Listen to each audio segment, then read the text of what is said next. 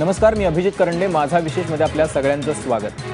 तुम्हाला अमिताभ आणि विनोद खन्नाचा अमर अकबर अँथोनी आठवत असेल आणि त्यातला सिग्नेचर डायलॉग म्हणजे विनोद खन्ना जेव्हा अमिताभची धुलाई करतो तेव्हा अमिताभ त्याला ऐकवतो, तूने अपन को 10-10 मारा लेकिन अपन ने तुमको 2 ही मारा, लेकिन सॉलिड मारा की नाही. देशाचे संरक्षण मंत्री मनोहर पर्रिकर यांना अमिताभमध्ये मोदी दिसू लागले. पठाणकोट उरीच्या हल्ल्याचा सर्जिकल स्ट्राईक करून बदला घेतला मोदींनी, पण 1000 आणि 500च्या नोटा बंद करून दहशतवाद्यांचा रक्तपुरवठाच बंद केला. विशेष म्हणजे 8 तारखेला मोदींनी 1000-500च्या नोटा बंद केल्यापासून काश्मीरातला हिंसाचार थंडावलाय. दगडफेक करायला लोक मिळत नाहीत, कारण नोटाबंदी. त्यामुळे खरंच मोदींनी 2 ही मारा लेकिन सॉलिड मारा हे किती खरं आहे? मोदींच्या निर्णयानं अतिरेक्यांची नाकाबंदी झाली का? हा आजचा विषय आहे. आणि चर्चेसाठी आपल्यासोबत आहेत काश्मीर विषयाचे अभ्यासक आणि ज्येष्ठ पत्रकार दिलीप पाडगावकर, निवृत्त लष्करी अधिकारी लेफ्टनंट जनरल व्ही.जी. पाटणकर आणि जम्मू काश्मीरचे आमचे प्रतिनिधी आसिफ कुरेशी. सुरुवातीला मी पाडगावकर सरांकडे जाईन. पाडगावकर सर, जो दावा करतायत सध्या पर्रिकर, तो दावा किती खरा आहे? 1000-500च्या नोटा देऊन दगडफेक करायला काश्मीरात तरुण मिळतात, काय म्हणणं आहे आपलं? जे आता स्पॉटवर आहेत ते तुम्हाला सांगू शकतील की दगडफेक कमी होण्याचं कारण ह्या फायनान्शियल सर्जिकल स्ट्राईकमुळे झालंय का इतर कारण आहेत म्हणून. पण एक मात्र आहेत, गेल्या 6-7 दिवसापासून अति कमी प्रमाणात अशा प्रकारची दगडफेक चे रिपोर्ट्स आलेले आहेत. हे खरं आहे. पण दुसरीकडे तुम्हाला सांगतो, अजून एक चांगली बातमीची आहे काश्मीर व्हॅली खास करून, ती म्हणजे 15 नोव्हेंबरपासून 12वीच्या परीक्षा सुरू झालेल्या आहेत कालपासून. आणि बरेच जण म्हणत होते की ह्या पोस्टपोन करा, शिक्षण अजून पण कॅरिक्युलम संपलं नाहीये वगैरे वगैरे. पण काल ज्या परीक्षा झाल्या त्यामध्ये 94% मुलं आणि मुली यांनी या परीक्षा दिल्यात. तर ह्या दोन गोष्टी, स्टोन पेल्टिंग कमी होणं आणि परीक्षा वेळेवर होणं, हे मला वाटतं आशादायक आहे. पण त्याचं रिलेशनशिप त्या नोटांबद्दल आहे की नाही हे मला नीट सांगता येणार नाही. चला ठीक है, अपन आसिफ कुरैशी यांच्याकडे होता. आसिफ जी, क्या लगता है आपको कि जो मनोहर पर्रिकर साहब ने बोला है कि जब से डिमोनेटाइजेशन हुआ है, 1000 और 500 के नोट बंद हो चुके हैं, तब से यहाँ पर पथराव के लिए लोग नहीं मिल रहे हैं, इसलिए कश्मीर वैली जो है वो अब शांत हो चुकी है. आपने क्या देखा है वहां पे? आप 90 दिन से ये सब देख रहे हैं, आज 3रा महीना है, वहां पे कर्फ्यू जारी है. देखिए, कर्फ्यू की बात ना करें तो ये 5वां महीना है जो कश्मीर घाटी में जो बवाल चल रहा है उसका. और देखा जाए तो पिछले 1 महीने से लगातार ही जो है जो स्टोन पेल्टिंग की घटनाएं हैं वो कम होती जा रही है. कहीं ना कहीं उसके जो कारण है, राजनीतिक कारण भी है, आर्थिक कारण भी है. और एक कारण ये है कि लोग अब इस बवाल से थक चुके हैं. 5 महीने तक लगातार हड़ताल करना, कोई कारोबार नहीं होना, कोई रोजगार नहीं होना, स्कूल कॉलेज बंद होने के कारण लोग थक भी गए हैं. और उसके साथ साथ जो प्रशासन है, प्रशासन का दबाव भी था. पिछले 5 महीनों में देखे तो 15,000 लोग गिरफ्तार किए गए हैं जो कि स्टोन पेल्टिंग में शामिल थे. और उसके साथ साथ जो प्रशासन है वो ये भी कोशिश कर रही थी कि ट्रैक 2 पे जाके जो अलगाववादी संगठन है उनके साथ मिलके हालात को सुधारा जा सके. और जो रक्षा मंत्री ने ये कहा कि जो कश्मीर में स्टोन पेल्टर्स है उस पे इसका आगाज हुआ है, डिमोनेटाइजेशन हुआ है. जो जाहिर सी बात है कि सबके फंडिंग होती है, फंडिंग पे आगाज हुआ है, लेकिन केवल यही एक कारण है जिसके कारण कश्मीर में स्टोन पेल्टिंग कम हुई है, ये कहना काफी ज्यादा, जो कहते हैं कि जंपिंग द गन, वो होगा. क्योंकि कहीं ना कहीं जो राजनीतिक पहल भी हो रही थी, प्रशासन और पुलिस सुरक्षा का जो दबाव भी है स्टोन पेल्टर्स पे, वो, और साथ साथ जो राजनीतिक कोशिशें भी हो रही हैं अलगाववादियों के साथ जुड़ के उनको ताकि लोगों को थोड़ी सी राहत मिले, ये सभी कारण हैं जो देखने में आ रहे हैं. और जो जैसा कि जनरल पठानकर ने भी कहा कि 95% छात्र जो है 10वीं और 12वीं की परीक्षाओं में शामिल होने के लिए आ रहे हैं. और पिछले 1 हफ्ते से देखें तो सड़कों पे निजी गाड़ियां भी काफी ज्यादा बढ़ी हैं. और आज तकरीबन 129 दिन के बाद पब्लिक ट्रांसपोर्ट की कुछ गाड़ियां लालचौक में चलती हुई दिखाई दी. यानी अगर आप केवल डिमोनेटाइजेशन के साथ इसको जोड़ दे, डिमोनेटाइजेशन का जो अनाउंसमेंट हो वो 8 नवंबर को हुआ, और इतनी जल्दी हालात सुधर जाएंगे ऐसा भी नहीं है, क्योंकि हवाला पैसे पर इसका असर जरूर हुआ है, मिलिटेंट फंडिंग पर इसका असर जरूर हुआ है. लेकिन इसके साथ जोड़ना, अकेले एक कारण के साथ जोड़ना अच्छी बात नहीं है और ठीक बात नहीं रहेगी. पाडगावकर सर, मी पुन्हा एकदा तुमच्याकडे येतो, पण मुद्दा असा आहे की म्हणजे असं वक्तव्य करून खरं काय साधायचंय पर्रिकरांना? हे बघा, आता जिकडे जिकडे इलेक्शन्स होणार आहेत ना, तर त्याकरता बीजेपी पार्टी एक आपलं एक नवीन जे काय रेटरिक आहे म्हणा किंवा इलेक्शन प्रोपागंडा किंवा कॅम्पेन्स आहेत, तर त्या दृष्टीने त्यांनी ते म्हटलं ते जसं उरी नंतर जो सर्जिकल स्ट्राईक झाला त्याबद्दल पण पर्रिकरनी काही काही स्टेटमेंट्स केले होते. तर मी तर म्हणतो हे जरा नॉर्मल पॉलिटिकल रेटरिक ज्याला म्हणतात तसं आहे, पण ग्राउंड रियालिटी जरा थोडीशी कॉम्प्लिकेटेड आहेत आणि कशी कॉम्प्लिकेटेड आहे हे आपल्याला समजलं पाहिजे.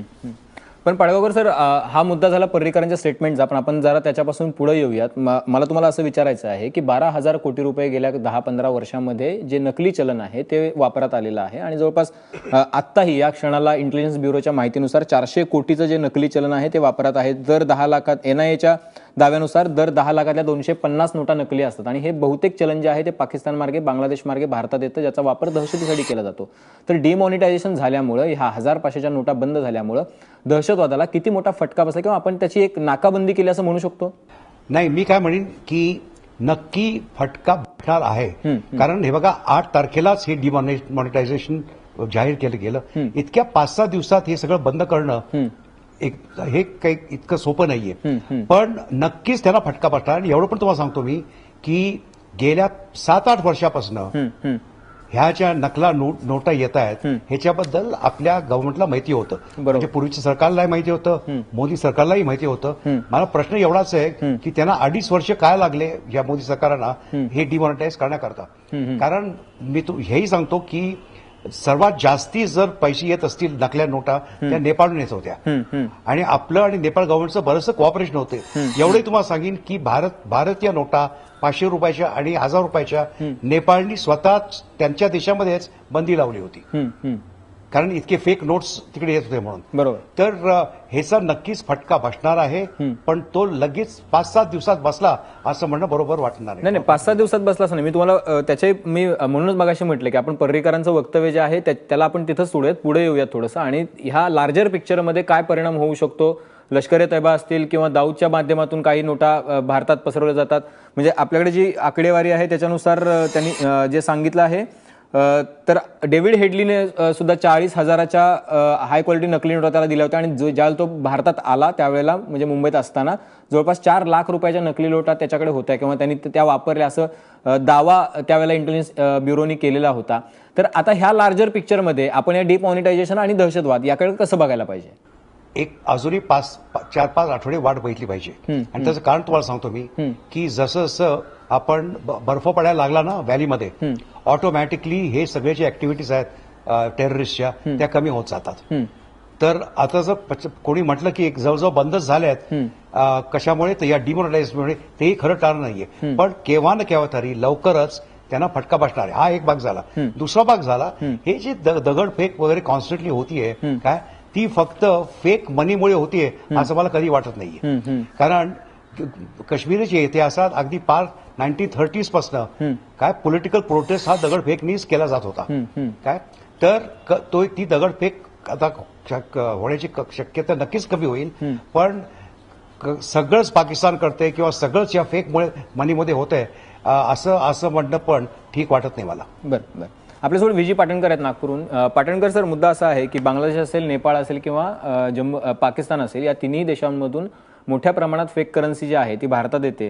म्हणजे मगाशी मी म्हटलं त्याप्रमाणे जवळपास 12,000 कोटीची करन्सी, फेक करन्सी गेल्या 10-15 वर्षात निर्माण झालेली आहे आणि ती आपल्या चलनामध्ये आहे आणि आजही 400 कोटीची करन्सी आहे असा दावा NIAने केलेला आहे. तर या सगळ्याकडे तुम्ही कसं बघता? फेक करन्सीला एक मोठा फटका बसलेला आहे, त्याच्यावरती मुळावरती घाव घातलेला आहे मोदींनी, आणि त्याचा परिणाम पुढच्या काळामध्ये आपल्याला बघायला मिळेल का? कारण दहशतवादी कारवायांना यामुळे आळा बसेल का? याच्यात काही शंका नाही आहे. माझ्या आधी बोललेल्या दोन्ही वक्त्यांच्या मताशी मी सहमत आहे. कारण त्यांनी सांगितल्याप्रमाणेच या डिमॉनिटायझेशनचा परिणाम आपल्याला निश्चितच दिसणार आहे. सगळ्याच सामाजिक क्षेत्रात आपल्याला दिसणार आहे आणि विशेष करून दहशतवाद आणि या दहशतखोरांना जो पैसा मिळतो, किंवा तुम्ही दाऊदचं नाव घेतलं होतं, त्या डेव्हिड त्यांनी किती करन्सी आणली होती, हे सगळं अगदी योग्य असलं तरी ह्याचा दहशतवादावर नक्कीच परिणाम होईल याची खात्री आहे. अर्थात तो किती प्रमाणात होईल आणि त्याला किती वेळ लागेल, कारण त्याचं दृश्य स्वरूप जे आहे आपल्याला काही आठवड्यानंतरच दिसून येईल. आता अनेक प्रकारची फेक करन्सीची अगदी अंडरग्राउंड गेली असली तरीही काही प्रमाणात ती अजूनही सर्क्युलेशन मध्ये आहे आणि प्रत्येक दिवशी त्याच्यावर फरक पडणार आहे आणि हा आघात नक्कीच होणार आहे, याच्यात काही शंका नाही. आणि काश्मीरची आपल्याला जर त्याची सांगड घालायची असेल तर तो परिणाम काश्मीरमध्ये सुद्धा आपल्याला काही दिवसांनी दिसेल. आणि मला सगळ्यात जास्त कौतुक अशा गोष्टीचं वाटतं की जरीही त्यांनी 2-2.5 वर्षांनंतर ही भूमिका घेतली किंवा असे पाऊल उचललंय तरी आत्ताच्या संदर्भात हे टायमिंग फार योग्य आहे असं मला वाटतं. एक म्हणजे की स्टॉक मार्केटवर जो पहिला फरक पडला तो काही अंशी अमेरिकेतल्या निवडणुकीमुळे सुद्धा पडला. त्याच्याच बरोबर त्याच रात्री नेमका डिमॉनिटायझेशन झाल्यामुळे त्याचा परिणाम तो माझ्या मताप्रमाणे दुप्पट झाला. आणि आता दहशतखोर आणि त्यांचा जो हवाला ट्रान्झॅक्शन किंवा तो मनी फ्लो ज्याला आपण म्हणतो की तो पैशाचा ओघ जो चालला होता वेगवेगळ्या दिशेने, काश्मीरच्या दिशेने सुद्धा, त्याचा दहशतखोरांवर नक्कीच परिणाम होईल. आणि तुम्हाला दुसरं दिसेल की दगडफेकीवर जो परिणाम झालाय तो मात्र केवळ एवढ्यांनी नाही आलाय. त्याला 2-3 दुसरी कारणं सुद्धा आहेत. की एक म्हणजे की ज्याला आपण म्हणतो ना की त्याला एक फटीग फॅक्टर म्हणतो की आता लोक थकलेत. मला वाटतं ते कुरेशी साहेब बोलत होते तेव्हा त्यांनी सांगितलं की लोकांना याचा थकवा आलाय, आता कंटाळा आलाय आणि they want to get on with their live. की चला बाबा पुष्कळ झालं, जवळजवळ 4 महिने होऊन गेले आणि आता काही ना काहीतरी केलं पाहिजे. नक्कीच. आसिफ कुरैशी जी है हमारे साथ. आसिफ कुरैशी जी, मैं आपके पास आना चाहूंगा. आसिफ कुरैशी, ये दंगे फसाद इंस्टिगेट करने के लिए इस प्रकार के मनी का वापर, यानी कि इस प्रकार के पैसे का वापर जो सीमा के पार से आता है पैसा, जो कि फेक करेंसी है, उसका वापर होता है या नहीं होता है और किस तरीके से होता है? देखिए, इसमें 2 चीजें हैं. अगर आप फेक करेंसी की बात करते हैं तो फेक करेंसी का जो मकसद है वो कुछ और है. फेक करेंसी का मकसद है देश की इकोनॉमी को नुकसान पहुंचाना. और जिस तरीके का पैसा यहाँ पे प्रयोग होता है, यानी नकली पैसे से आप अपने लिए कोई फौजी नहीं खरीद सकते, पत्थरबाज नहीं खरीद सकते. और पत्थरबाजी के लिए जिस तरीके की अब तक जांच हुई है उसके लिए जो पैसा इस्तेमाल होता है वो हवाला के जरिए आता है. और हवाला पे हमेशा से ही एनफोर्समेंट डायरेक्टरेट या बाकी स्पेशल एजेंसीज की हमेशा से ही नजर रही है कि किन चैनल से वो कश्मीर घाटी में आता है, चाहे वो मिडिल ईस्ट से हो, सऊदी अरब से या दुबई या वगैरह इन इलाकों से, या डायरेक्टली फिर हवाला के जरिए यहाँ के बिजनेसमैन के जरिए यहाँ पे आके जो अलगाववादी संगठन है अपने काडर में बांटते हैं. यानी ये 2 अलग अलग चीजें हैं.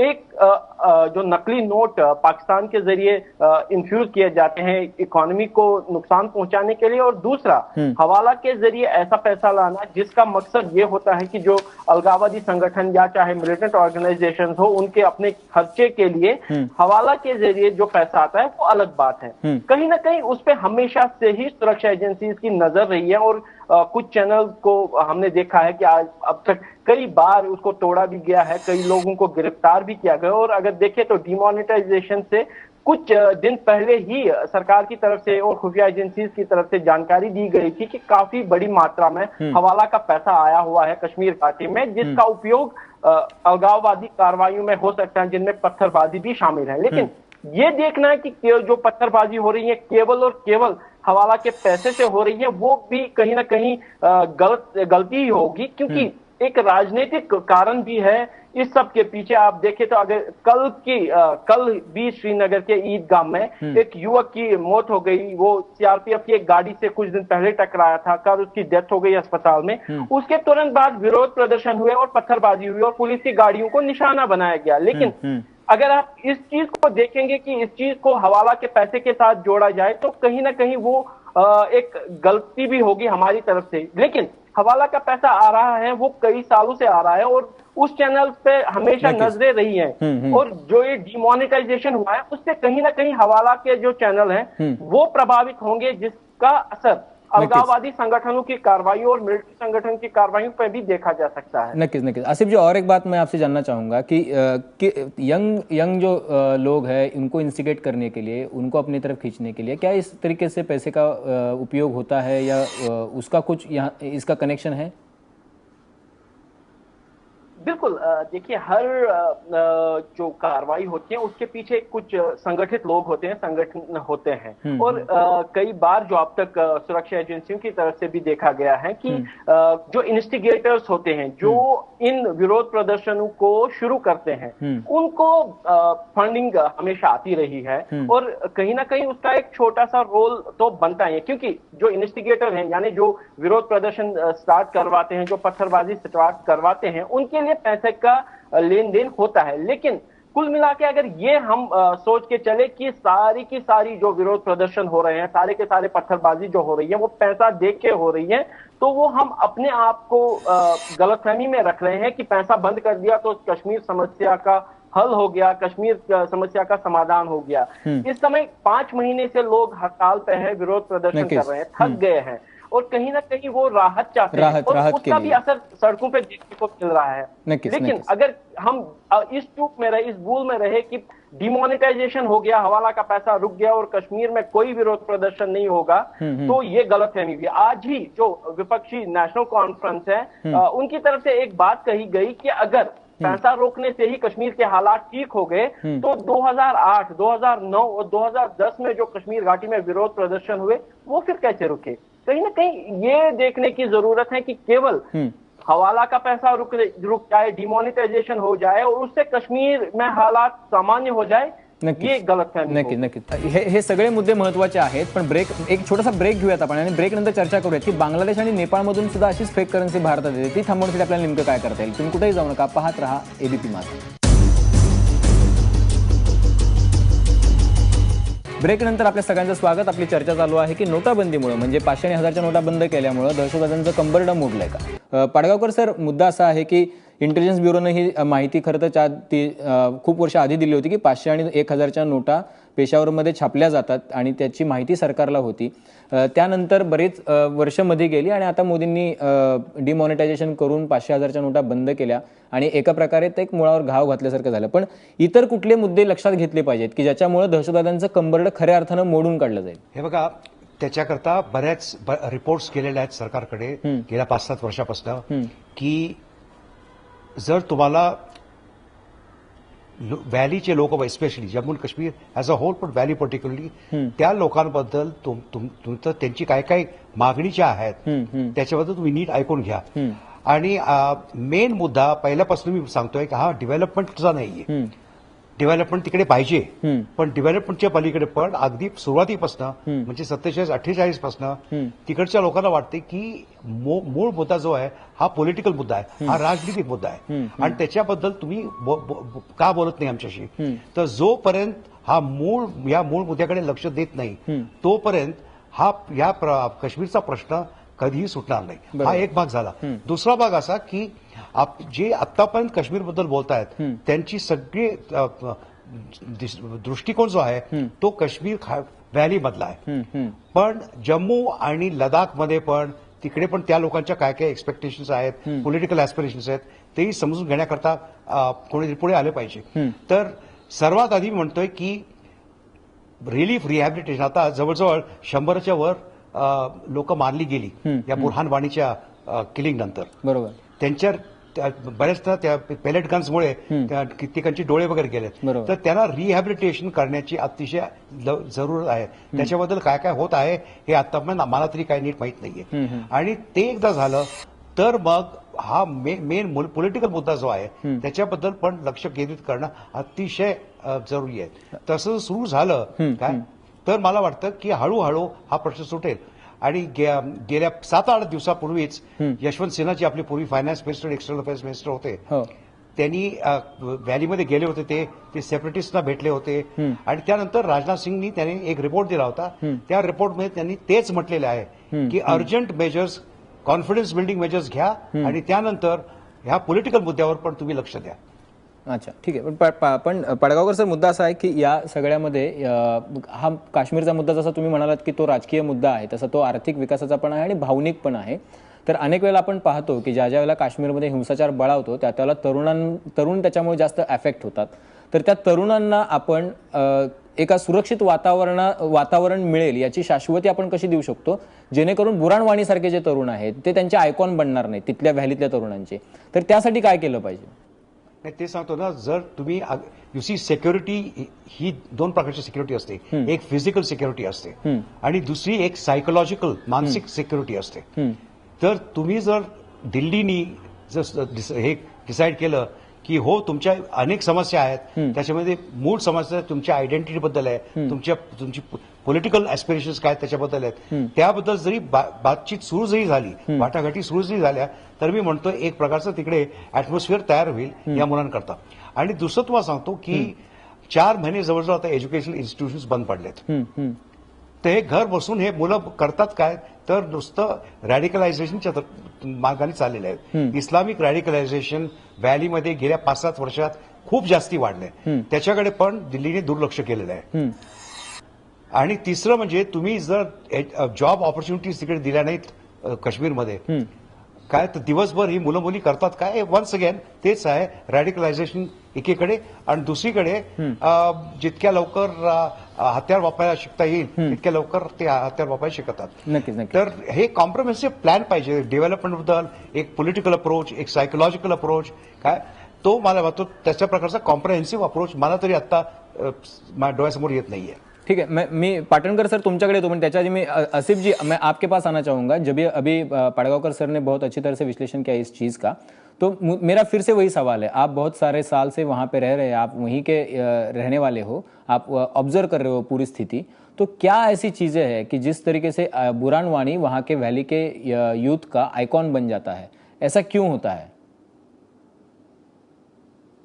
देखिए, जैसे दिलीप पडगांवकर सर ने पहले ही बता दिया कि एक पॉलिटिकल एस्पिरेशन है जिसको हम हमेशा नकारते आए हैं, और कहीं ना कहीं जो वो पॉलिटिकल एस्पिरेशन है, जब वो फुलफिल नहीं होती, जब उसकी तरफ ध्यान नहीं दिया जाता, तो उसका नतीजा ही बुरहान वानी होता है. बुरहान वानी के बारे में जैसा कि सब जानते हैं कि 3-4 सालों से वो सक्रिय था, लेकिन उसके अगेंस्ट जितने 13 एफआईआर थे, लेकिन उनमें मर्डर या अटेम्प्ट मर्डर का कोई भी एफआईआर नहीं था. यानी कुल मिला के देखे तो वो पोस्टर बॉय तो जरूर थे मिलिटेंसी के, लेकिन इतने भी खतरनाक मिलिटेंट नहीं थे कि जिनके जो कोई बड़ी वारदात करने या बड़ा कोई कमांडर था जो कि लोगों को मोबिलाइज कर सकता था. और बुरहान वानी के मरने के बाद जिस तरीके की प्रतिक्रिया सड़कों पे आई, वो इस वजह से नहीं थी कि सारे लोग ही अलगाववादी थे या आतंकवाद के साथ ही हैं, लेकिन कहीं ना कहीं जो वो पॉलिटिकल एस्पिरेशन की बात होती है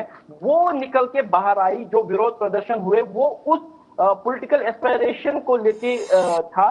जो लोग उसको अपना वेंट दे रहे थे, जो उसको बाहर निकाल रहे थे, वो कहीं ना कहीं उन्हीं विरोध प्रदर्शनों के जरिए था. और बुरहान वानी का एनकाउंटर केवल उसके लिए एक ट्रिगर मात्र था. यानी उसको ट्रिगर मान के सारे विरोध प्रदर्शन हुए. और जो पिछले 2 सालों से जब से पीडीपी बीजेपी का गठबंधन हुआ है, कहीं ना कहीं पे जो कश्मीर घाटी में जो पीडीपी के खासतौर पर वोटर्स थे, वो अपने आप को ठगा हुआ सा महसूस कर रहे थे. क्योंकि जब चुनाव हुए थे 2014 में, तो पीडीपी ने वोट मांगा था बीजेपी को रोकने के लिए, और बाद में राजनीतिक जो कारण है उनके कारण पीडीपी बीजेपी की सरकार बनी. लेकिन ग्राउंड लेवल में 2 साल तक जो काम होना चाहिए था वो नहीं हो सका, जिसके कारण युवाओं में काफी ज्यादा फ्रस्ट्रेशन बढ़ा.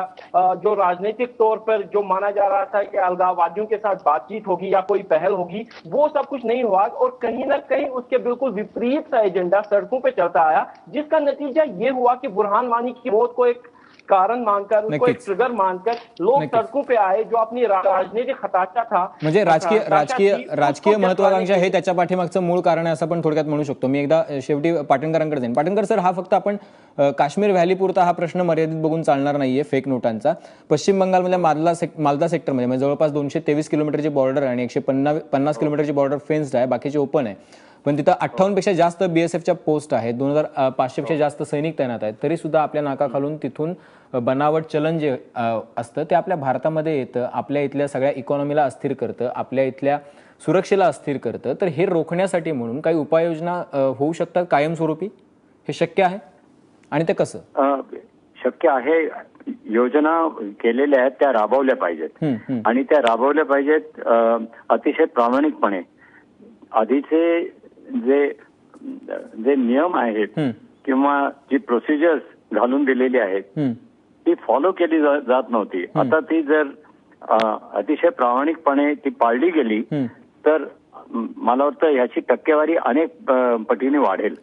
पाटणकर सर, तुम्ही प्रेक्षकांच्या माहितीसाठी सांगू शकाल का की नेमकी प्रोसिजर काय होती की जी फॉलो केली गेली नाही आता ती करायला पाहिजे नेमकी? ही एसेन्शियली पोलीस प्रोसिजर्स आहेत. त्यांना जी बातमी मिळते त्यांना नॉर्मली त्यांना माहिती असतं की हे कुठल्या चॅनल मधनं येतात पैसे, यांचे कॉन्टॅक्ट कोण आहेत, या सगळ्या गोष्टींची माहिती असते. पण ती अगदी प्रामाणिकपणे राबवली जातेच असं नाही, कारण त्याच्यात अनेक ज्याला वेस्टेड इंटरेस्ट आपण म्हणतो अशी मंडळी असल्यामुळे ते फक्त काही लहान प्रमाणात किंवा कमी प्रमाणात ती राबवली जाते. तर आत्ताची आवश्यकता अशी आहे की ह्या संधीचा फायदा घेऊन ती जास्तीत जास्त अगदी 100% नाही झालं तरी 80-85% जर ती राबवली गेली तर त्याचा खूपच मोठा परिणाम आपल्याला लवकरच दिसेल. आणि असे अनेक लोक म्हणजे ज्याला पर्दाफाश म्हणतो आपण, असे अनेक लोकांचा हा यावेळी पर्दाफाश होईल. मला एक तुम्हाला काश्मीरच्या विषयी 2 गोष्टी मला सांगाव्याशा वाटतात. जर बांगलादेशच्या बद्दल आपण बोललात ते अगदी बरोबर आहे, त्याचं उत्तर मी आपल्याला दिलंय, पण तुमची परवानगी असेल तर काश्मीरच्या बाबतीत 2 गोष्टी मला सांगायच्या. एक म्हणजे की आतापर्यंत अनेक संधी आल्या आणि त्या आपण दवडल्या. म्हणजे 4 महिने वाट पाहायची काही जरूर नव्हती. त्याला हिलिंग टेस्ट म्हटलं जातं किंवा संवेदनाशील जर कारवाई तेव्हा आपल्याला सरकारकडून, राज्य सरकारकडून खास करून जर दिसली असती, त्या लोकांना तिथल्या दिसली असती तर खूपच फरक पडला असता.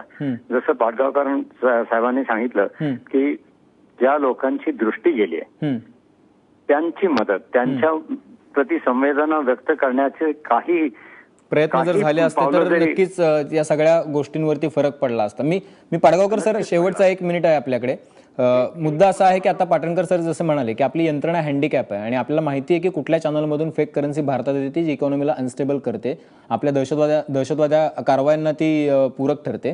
तर असे चॅनल्स आपण का रोखू शकत नाही? आपल्या यंत्रणा इतक्या म्हणजे त्यांची इतकी बजबजपुरी झाली की आता आपल्याला हे सगळं हाताबाहेर गेलंय. सत्य असं आहे की जोपर्यंत काश्मीरमध्ये दगडफेक, हाणामारी, LOC किंवा बॉर्डरवर क्रॉस बॉर्डर फायरिंग वगैरे होत नाही तोपर्यंत ना पार्लमेंटचं ना मीडियाचं लक्ष काश्मीरवर असतं. 2010 मध्ये 11 मध्ये आम्ही रिपोर्ट जेव्हा दिला होता त्यावेळेस तेच सांगितलं होतं की ह्या गोष्टी करणं अर्जंट आहे. त्यापैकी काही गोष्टी सरकारने केल्या पण वर्ष केल्या नाहीत. आणि नंतर 4-5 वर्ष काश्मीरकडे कोणीही लक्ष दिलं नाही. जो नंतर बुरहान वाणी जेव्हा मारला गेला आणि परत ही दगडफेक वगैरे सगळी सुरू झाली तेव्हाच परत लक्ष गेलं. तर एक पुअर गव्हर्नन्स, पुअर इम्प्लिमेंटेशन आणि सर्वात म्हणजे लॅक ऑफ अटेन्शन. दिल्लीमध्ये तिकडे एक जॉईंट सेक्रेटरी आहेत होम मिनिस्ट्रीमध्ये जे काश्मीरमध्ये बघतात. बऱ्याचशा वेळेस हा बिचारा जॉईंट सेक्रेटरी कुठेतरी तामिळनाडू किंवा कर्नाटकमध्ये येतो. काश्मीर अतिशय कॉम्प्लेक्स आहे हा विषय. तर लॅक ऑफ गव्हर्नन्स एक झालं काम. आणि दुसरं तुम्हाला सांगतो, खरोखरच जोपर्यंत तिकडे आग पेटत नाही तोपर्यंत तिकडे कोणाचं लक्ष नसतं. म्हणजे आपल्याला शेवटी सांगायचं म्हणजे आता ही जी डिमॉनिटायझेशन झाली ही बरी स्कीम आहे. ही स्कीम बरी आहे पण त्यानंतर अनेक पावलं उचलली पाहिजेत आणि जर ती लवकर आपण उचलली नाहीत तर केव्हा ना केव्हा तरी परत तिकडे आग भडकण्याची शक्यता आहे. नक्कीच. म्हणजे मुद्दा असा आहे की डिमॉनिटायझेशन हा त्यातला एक भाग आहे. त्याच्यामुळे पूर्णतः दहशतवाद मोडून पडेल असा दावा आपल्याला करता येणार नाहीये. त्यामुळे इतर ज्या मेजर्स आहेत, ज्या करेक्टिव्ह मेजर्स घ्यायला पाहिजेत त्या सरकारने घ्यायला पाहिजेत. आणि कायम काश्मीर पेटल्यानंतरच तिकडे लक्ष दिलं पाहिजे असं नाही, तर कायम काश्मीरवरती आपलं लक्ष असलं पाहिजे. आपल्या भारताचा अविभाज्य घटक असलेला तो नंदनवन आहे काश्मीर. त्यामुळे आपल्या सगळ्या मान्यवरांनी या चर्चेसाठी वेळ दिला त्याबद्दल तुमच्या सर्वांचे धन्यवाद. कुठेही जाऊ नका, पाहत रहा एबीपी.